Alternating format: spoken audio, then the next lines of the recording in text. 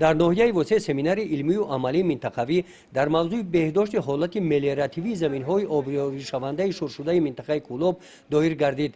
قسمت عملی چورابینی در قطعه زمین خوجگی دهقانی به نام کامران دهات به نام خدای رجبوف با اشتراک رهبران خوجگی‌های دهقانی منطقه صورت گرفت. با سخن افتتاحی نایب پرزیدنت اکادمی علم‌های کشاورزی تاجیکستان با کار سمینار آغاز بخشیده قید نمودند که هدف از برگزاری سمینار مذکور از نگاه علمی تحلیل و بررسی دریافت راه و اصول‌های معاصر ثمرناک استفاده بردن زمین‌های کورمی آبیاری شونده جهت بلند برداشتن حاصلناکی زراعت‌های کشاورزی ترغیب ارزش‌های علمی و تطبیق دستاوردها در استحصالات و با این وسیله عملی گردانیدن سیاست کشاورزی حکومت کشور میباشد.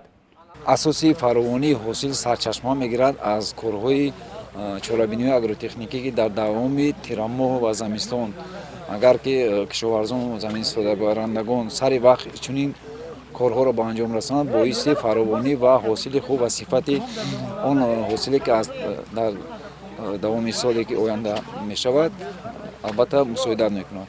جهت دیگری آبشویی زمین ها در آن است که البته در قسمت آن قطعه زمین هایی که شور شده درجه شورناکی بلند دارند اون را توسط آبشویی می توانیم که یک با درجه پاس یا درجه بینمکی رسانیم. در این مورد ما اون را از روی معیار معین و مهلت معین باید اون را طبق طلبات یعنی توصیه های متخصصان برآوریم.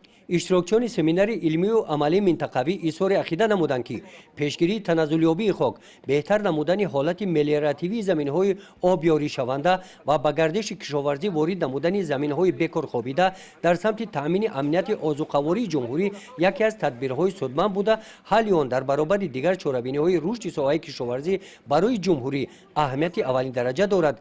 در این سمت عالمان به دهقانان مصلحت‌های مفید دادند. چورابینی امروزه برای پیشروی ساحه کشاورزی یک تکان جدی را به عمل می‌آورد و همه خوجگیداران البته از او توصیه و پیشنهاد و مصلحت‌های عالمان را سرمشق کار خود کرده برای غنی گرداندن و بلند برداشتن حاصلناکی البته کوشش به خرج می‌دهند. در دوره این همایش عالمان از حالت تکنیکی شبکه‌های آبیاری و زهکش و زبرها دیدن نمودند. طبق تحلیل‌های عالمان انستیتوت خاکشناسی و اگروخیمیای اکادمی علم‌های کشاورزی تاجیکستان رعایت روندهای کشتگردان و در حالت خوب نگاه داشتن زهبر و زکش‌ها از روی معیار استفاده بردن نوری‌های مینرالی و ارگانیکی و گذراندن چورابینی‌های آبشوی‌کنی زمین‌های شورشده برای بلند شدن حاصلناکی زمین‌ها مهم دانسته می‌شوند. وقتی که زمین در درجه شورناکی پست و میانه قرار دارد ما با اصول یعنی قطاری یعنی که اونها رو آبشویی میکنیم. پیش از آبشویی کردن ما توصیه میدیم که البته خط زهبر زکش ها رو تازه کنند در چوکوی لایحه‌ای نه کمتر از 4 متر دو طرفه تازه کنند. بعد در دوام تیر ماه و زمستان با آبشویی کنی زمین‌های شورشده چی یعنی که خوجگیداران مشغول شوند. بعد انجام قسمت عملی چورابینی قسمت نظریوی آن در تالار مجلسگاه جماعت دهات به نام خدای رجبوف دایر گردید.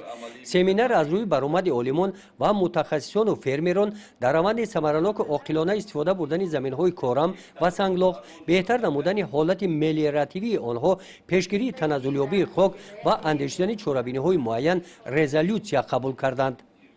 گزارش خواجه نظریف خدای نظر ظهوروف از ناحیه واسه برای برنامه اطلاعاتی نوید.